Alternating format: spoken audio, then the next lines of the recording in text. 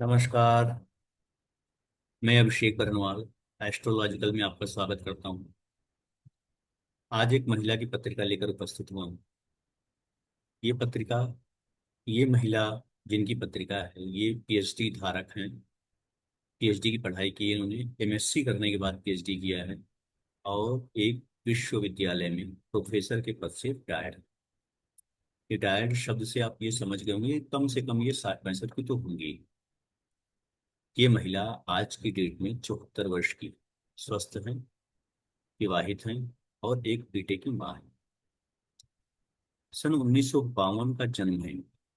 देश काल परिस्थिति को अगर हम अ, दृष्टि में रखें, ध्यान में रखें, तो सन 52 का जन्म अगर किसी महिला का हुआ होता है, उस समय में समाज में इतना पिछड़ापन था, इतनी अशिक्षा थी, इतनी अचेतना थी कि किसी स्त्री को शिक्षा के क्षेत्र में यानी शिक्षित करने के प्रति समाज लालायित है, उत्साहित नहीं था। कोई जन जागृति भी नहीं थी। लेकिन ये महिला, समझिए कि इस तरह की चीजों से ऊपर उठ करके और बहुत बोल्डनेस के साथ, आत्मविश्वास के साथ, झारखंड जैसे पिछड़े प्रदेश में, रांची जैसे छोटे शहर में जन्मने के बाद ठीक ही एमएससी की पढ़ाई की इन्होंने, पीएचडी किया। विवाह के पहले ही एक कॉलेज में पढ़ाती थी और विवाह के बाद प्रोफेसर लगी। सोचिए, बहुत ही सम्मानित जीवन जिया इन्होंने। तो आज का जो मेरा विषय है वो है पीएचडी विषय। एक तो पीएचडी पढ़ने के क्या योग, पीएचडी की डिग्री हासिल करने के क्या योग। बहुत सारे लोग पीएचडी की पढ़ाई बहुत कम ही लोग कर पाते हैं, बहुत सारे लोग नहीं कर पाते। बहुत सारे लोगों की इच्छा होती है कि मैं पीएचडी करूंगा, लेकिन कर नहीं पाते। और बहुत सारे लोग तो आज पीएचडी की फर्जी डिग्रियां लेकर भी घूम रहे हैं। खैर, सबसे पहले पीएचडी के पहले तो हम ग्रेजुएशन पोस्ट ग्रेजुएशन करेंगे, यानी कि उच्च शिक्षा की डिग्री होनी चाहिए हमारे पास। इसके लिए जो कॉम्बिनेशन होगा, लग्न का चतुर्थ, चतुर्थ भाव विद्या का हो, माध्यमिक शिक्षा का क्रम से हम गुजरते आगे बढ़ेंगे। पंचम भाव उच्च शिक्षा का है और नवम भाव भी उच्च शिक्षा का ही है, पंचम से पंचम भी होता है। ये इतने सारे भाव आ जाएंगे पहली बार उच्च शिक्षा के लिए, कारक के रूप में बुध और गुरु, है ना। ये शिक्षा के लिए। अब पीएचडी की बात अगर कर लें तो इसका संबंध अष्टम भाव से जरूर होना चाहिए। अष्टम भाव किन चीजों का होता है? शोध का होता है, अन्वेषण का होता है, आविष्कार का होता है। और पीएचडी की डिग्री के लिए, पीएचडी भी क्या है, पीएचडी की डिग्री भी तो शोध ही है। शोध कार्य करवाते हैं, शोध करवाते हैं। तो वो अष्टम भाव का जुड़ाव जरूर होना चाहिए, योग जरूर कुंडली में होनी चाहिए। प्लस हम काल पुरुष की कुंडली को भी नहीं भूलेंगे। काल पुरुष की कुंडली में अष्टम भाव में वृश्चिक राशि हो, तो वृश्चिक राशि भी पिक्चर में आना चाहिए। नहीं भी आए तो वृश्चिक राशि न भी बहुत सारी कुंडली में नहीं मिलेगा, लेकिन आ जाते हैं पिक्चर में, तो ये एक बहुत अच्छा स्ट्रांग योग भी बन जाता है। इस कुंडली में देखिए, मैं शेयर कर रहा हूँ आपको सर। ये देखिए, ये महिला झारखंड की है और रांची का जन्म है इनका। ये इनका जन्म स्थान, जन्म तिथि, जन्म समय वगैरह है। लग्न इनका देखिए, कर्क लग्न है। लग्न में केतु बैठा है, कोई दिक्कत वाली बात नहीं है। लग्नेश आप देखिए कि पंचम में आके बैठा, ठीक है। लग्न का पंचम से संबंध बन गया, पहली चीज। दूसरी चीज, लग्नेश के साथ कौन बैठा है? शुक्र है। शुक्र कौन है? जैसे गुरु देवों के आचार्य हैं, गुरु हैं, वैसे शुक्र भी आचार्य ही हैं, कारण शुक्राचार्य हैं। तो शुक्राचार्य यानी शुक्र देव, शुक्र देव भी, ये भी आचार्य ही हैं, लेकिन ये दैत्यों के आचार्य करे गए। इसकी चर्चा ज्योतिष शास्त्रीय ग्रंथों में है, वेदों पुराणों में भी है इसकी चर्चा।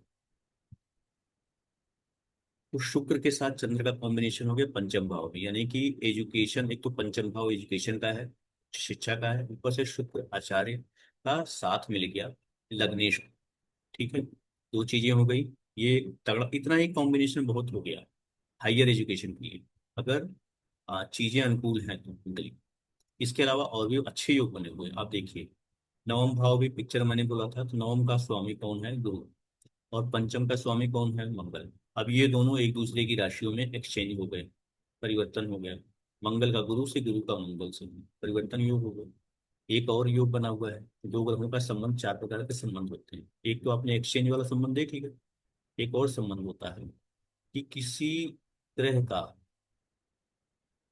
कोई एक ग्रह दूसरे ग्रह की राशि में बैठा हो और उस राशि का स्वामी उसको देख रहा हो, ये भी एक संबंध होता है ग्रहों के बीच। तो ये मंगल और गुरु का संबंध जो बन रहा है, यहाँ पर दो संबंध बन रहे हैं। तो एक तो एक्सचेंज का, दूसरा ये वाला जो मैंने बताया कि ग्रह जिस राशि में हो उस राशि का स्वामी उसको देखे। ये तो ग्रहों के बीच संबंध हो गया। अब ये भावेशों के रूप में भी अगर आप इसको देखना चाहेंगे तो ये पंचमेश है, ये नवमेश है, ये दशमेश है मंगल, और यहाँ है षष्ठेश। षष्ठेश क्यों पिक्चर में आ रहा है? षष्ठेश क्या होगा?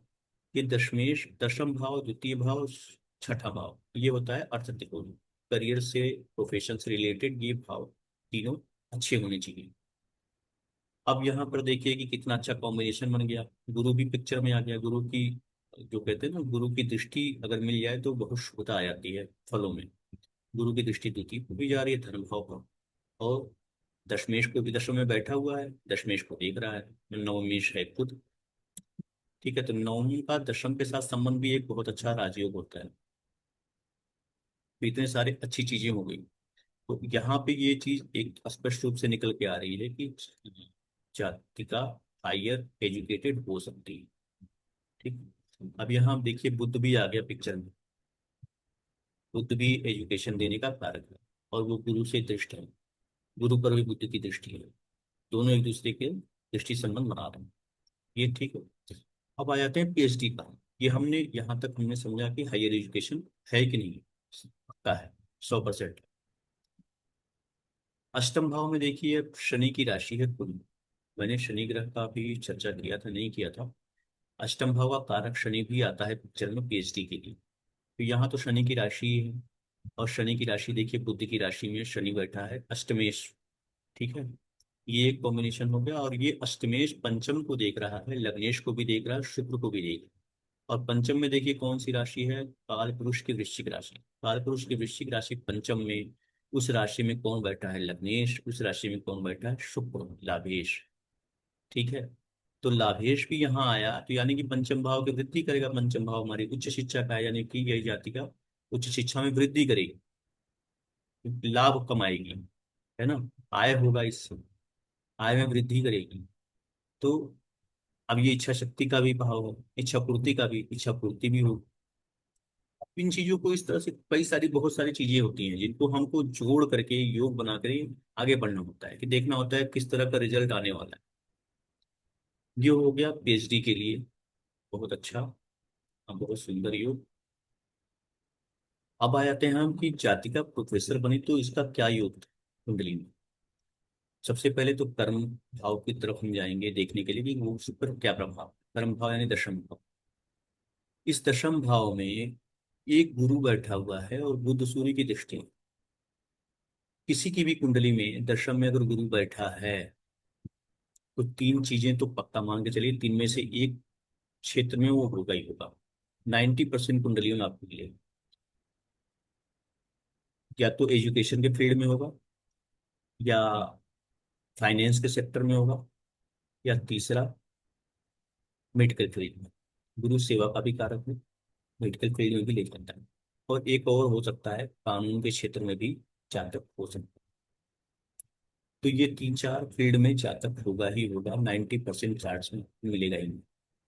तो यहाँ तो गुरु प्रोफेसर बनाने का भी, यानी कि आप समझिए कि एक होता प्राइमरी का टीचर।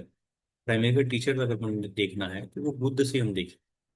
लेकिन लेक्चरर देखना है, प्रोफेसर देखना है, असिस्टेंट प्रोफेसर देखना है, तो वो उसके लिए गुरु को देखा जाएगा। अब यहाँ दशम में गुरु है, नवमेश है। ठीक है, दशमेश के साथ भी संबंध बना रहा है, एक्सचेंज तो किया ही है। प्लस ये मंगल की राशि में बैठा है, मंगल को देख रहा है, दशमेश को। इतना सुंदर योग बना हुआ है। आप सोचिए कि पंचम भी पिक्चर में आ गया, छठा भी पिक्चर में आ गया, दशम भी आ गया, नवम भी आ गया, इतने सारे ग्रह, और ग्रह भी एक दूसरे के साथ संबंध बना रहे हैं। ये भी चीजें हैं। तो हम निश्चित रूप से क्यों ना कहें कि ये जातिका अध्ययन के क्षेत्र, अध्ययन अध्यापन के क्षेत्र से जुड़ी हो सकती है। ठीक है। अब यहाँ पे भी एक चीज और देख लीजिए, यहाँ पर पहले ही मैंने बता दिया था कि लग्नेश का पंचम से संबंध है। पंचम शिक्षा का क्षेत्र है, शिक्षा भाव का भाव है ना, शिक्षा क्षेत्र का भाव। तो लग्नेश का ही यहाँ से संबंध बन गया। और उसका संबंध मंगल से ही बन रहा है, क्यों? क्योंकि मंगल स्वामी है, मंगल दशमेश भी है। तो पंचम का कहीं ना कहीं दशम से भी संबंध है, क्योंकि मंगल दशमेश और पंचमेश दोनों है। तो एक चीज और जानिएगा, पंचम का दशम से अगर संबंध बन जाए तो ऐसा जातक, आप अधिकतर पत्रिकाओं में, मैं 100% गारंटी नहीं कर सकता, लेकिन अधिकतर पत्रिकाओं में ये कॉम्बिनेशन आपको मिलेगा कि पंचम का संबंध अगर दशम से है तो जातक जो शिक्षा ग्रहण करता है जीवन में, उसी शिक्षा से संबंधित वो कार्य भी करता है। ठीक है। मुझे लगता है इस कुंडली में जो चीजें हैं, एक सिंपल तरीके से बताने की, समझने की, समझाने की, वो मैंने आ, व्यक्त कर दी। और आशा है आप लोगों को समझ में भी आई होंगी और अच्छी भी लगी होगी, ज्ञानवर्धक लगी। आ, आजकल बहुत सारे पीएचडी के फर्जी डिग्री लेकर के लोग घूम रहे हैं। कुछ ऐसे भी हैं जो कि पीएचडी करना चाह रहे हैं और नहीं हो पा रहा। तो कोई पीएचडी से संबंधित कोई क्वेश्चन हो या इस तरह के क्वेश्चन हो, मैं असिस्टेंट प्रोफेसर के लिए अप्लाई कर रहा हूँ, मैंने नेट कर, मेरा होगा कि नहीं होगा, इस तरह की चीज़ें हैं, कोई क्वेश्चंस में तो आप पूछ सकते हैं, कुंडली दिखा सकते हैं। कमेंट में आप डिटेल्स भेजिए, देख करके उनको उत्तर आपको दूंगा। तो चलिए फिर मिलते हैं नेक्स्ट डे किसी एक नई कुंडली के साथ, नए विषय के साथ।